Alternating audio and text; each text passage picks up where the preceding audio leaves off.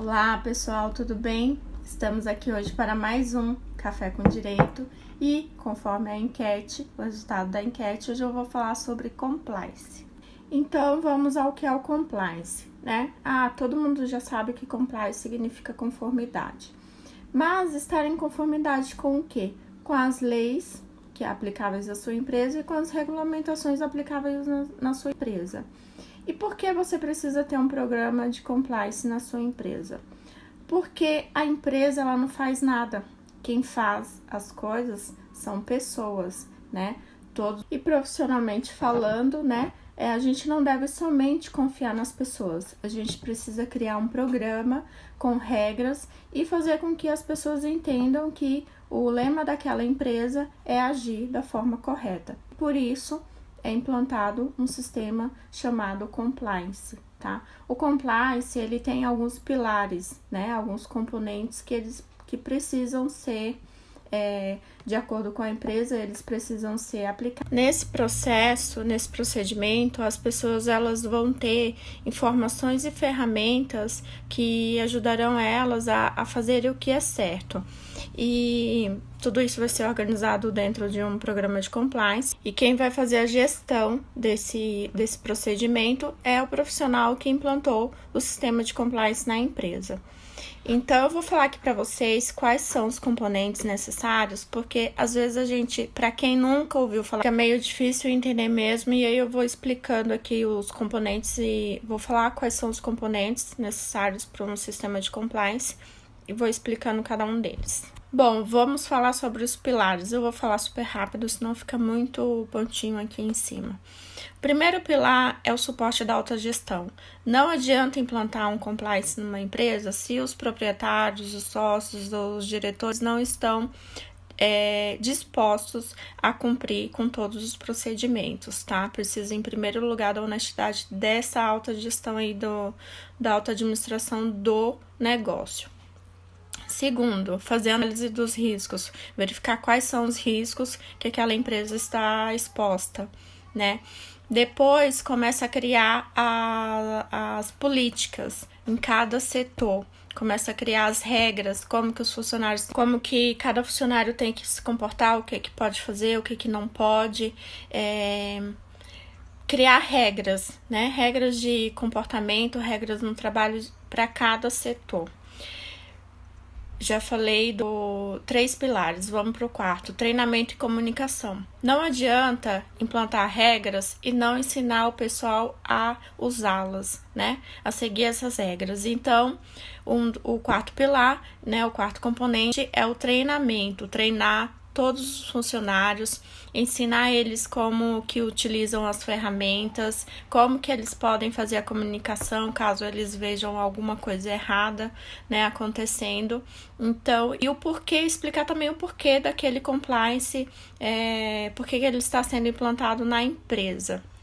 O quinto pilar é um canal de denúncia. Nem todas as empresas, tá? Todas as empresas precisam instalar isso daqui de uma vez, tá, gente? Todas essas ferramentas, esses pilares. Mas o quinto é o canal de denúncia. Para quê? Para que um funcionário possa relatar alguma coisa que ele acha que não está sendo legal, que está sendo ilícito, enfim. Pode ser um canal... Pode ser não, é um canal anônimo, né? E, enfim, que a pessoa se sinta à vontade em fazer algum relato. O sexto são as investigações. Apurado um relato, né? Vai ser realizada uma investigação daquele problema que foi relatado para ver se realmente é um risco e aí gerenciar esse risco. Depois vamos para o monitoramento e auditoria, né? Para quê? Para fiscalizar se o programa realmente está sendo efetivo, está gerando resultado, se precisa alterar, modificar alguma coisa, enfim, não está sendo eficaz, eficiente mesmo aquele sistema de compliance. Por último, temos a due diligence, né? É você conhecer os terceiros que atuam em nome da sua empresa, né? Afinal de contas, você será responsabilizado por atos de terceiro. Quando eu digo, eu não sei se eu cheguei a postar isso, você conhece o seu fornecedor, né? Você coloca alguma cláusula anticorrupção no seu contrato. Não é falando sobre isso, mas também tem alguma coisa a ver, né? Por quê? Porque os terceiros também tomam ações em nome da sua empresa. Então, é importante você fiscalizar com quem você está contratando. Então, pessoal, são esses os pilares de um compliance, de um sistema de compliance, tá? Eles vão ser desenhados de acordo com a necessidade da empresa. Não existe um programa genérico que possa ser aplicado para todas as empresas, né? E as empresas, elas não precisam aplicar tudo de uma vez.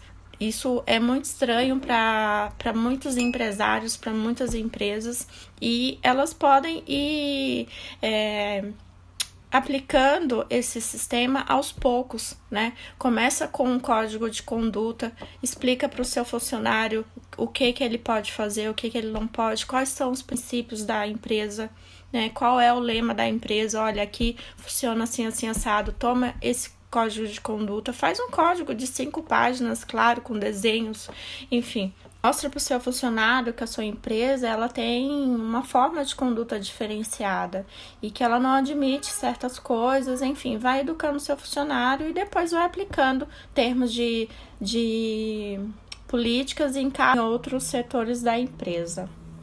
E assim, como eu disse ontem, ter um sistema de compliance agora pode parecer besteira, né? Mas é sim uma vantagem competitiva. As grandes empresas, elas já tendem a contratar com pequenas empresas que têm um sistema de compliance, de governança, ou que está iniciando, tá, gente? Então, assim, tem alguns estados aí que já são obrigados. Então, eu aconselho as empresas as pequenas empresas, né, a irem implantando aos poucos um sistema de compliance no seu negócio.